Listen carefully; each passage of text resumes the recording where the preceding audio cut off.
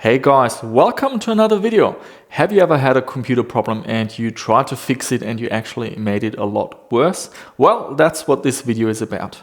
So last year, and you might have seen this video, we checked out this chewy lapbook, a cheap notebook computer from China, and I really liked it. It had a 14-inch IPS screen, a Polar Lake quad-core processor. It is a budget machine, not fast, with 4 gig of RAM and 64 gig of storage, but it did the job just fine. Unfortunately, an issue developed. I tried to fix it, and now the screen doesn't work, and we will have a closer look at that later. So the idea is, I want to see if I can physically remove that screen and basically turn this into a nice little laptop. So when I broke this machine last year, I was really disappointed. I basically stuck it into a drawer and forgot about it. So I don't even know if it still works. So the first thing I'm going to do is plug in the charger and see if we get a charging light. Just going to turn off the lights. Yep, we do, so that's a good start. So because the integrated display doesn't work anymore, we're going to hook up an external monitor. It's got a mini HDMI port. Excellent, there's something on the screen. Excellent, so that's fully working. We're going to shut the machine down and then we're going to start taking it apart.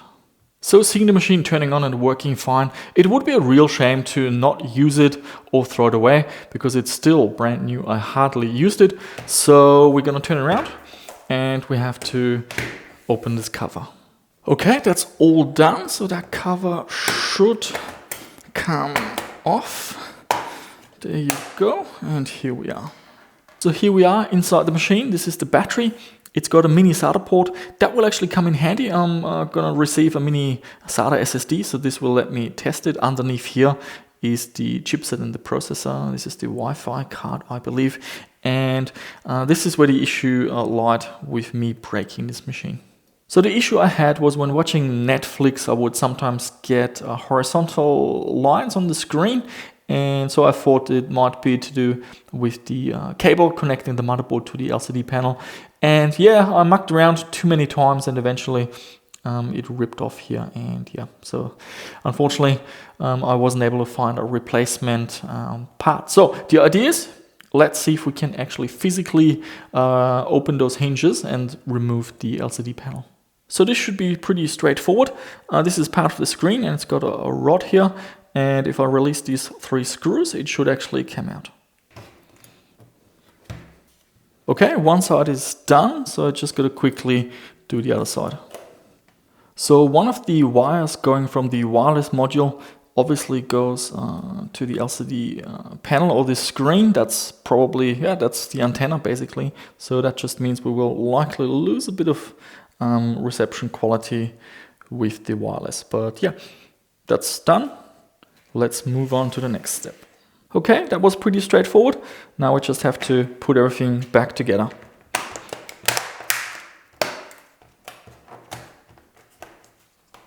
And that's it. Let's have a look at our finished mini desktop computer. Even here, it doesn't look too bad. It's all nice and sealed. Now, I'm not going to throw away the panel. I'll put it in storage because you never know. It might come in handy one day. Or maybe if I ever find a replacement screen on eBay, I might repair it. But yeah, so let's get the monitor and let's benchmark a few games. So here we go. Hopefully everything still works. Just going to press the power button.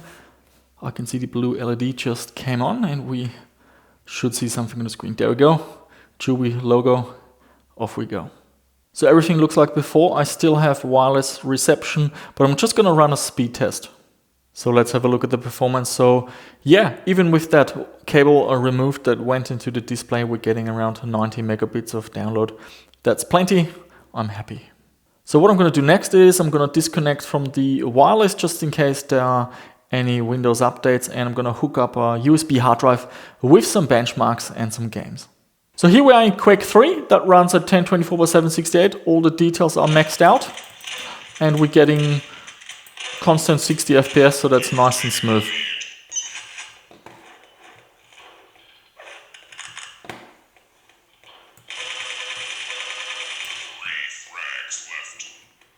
Okay guys, here we are in Need for Speed Underground. So this game runs at 1024 by 768. I chose a 1366 by 768 monitor because then at 1024 by 768 you got the nice 4:3 aspect ratio and all the pixels are nice and clear. And we got fraps running. We're getting between 30, 40, 50 FPS around that region. All the details have been maxed out, so there's lots of room to lower the details and get some more performance out of this machine. And here we have Need for Speed Hot Pursuit 2. I went into the options and I maxed out all the details. All the sliders are set to the right. Resolution also 1024 by 768. I'm going to use that resolution in all the games, and we're getting decent performance, over 60 FPS. It's 90 FPS now, so depending on what's going on the screen, around 70, 80 FPS or so. So that's very playable, and it's a fun game as well. And here we have Half-Life 2. Now this is the collector's edition, so it's not as demanding as the current Steam version, and it also doesn't look as nice, but that is the version that we all played back in the day. Also, all the details maxed out, 1024 by 768. We're getting fairly decent performance, but the start of the game is not very demanding, to be honest. But yeah, another game that's fairly playable, and if you tweak around with the settings, it should be playable throughout, even in the more demanding sections of this game.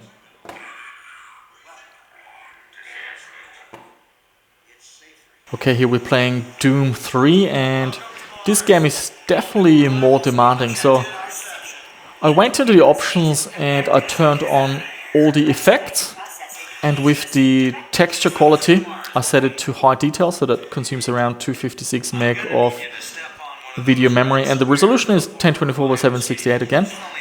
And yeah, we're getting around 30-40 FPS, so I would say it's still playable, but it's definitely pushing the limits of what this machine can do. I'm gonna need you to step on one of those red squares on the floor for a bioscan. This'll only take a second.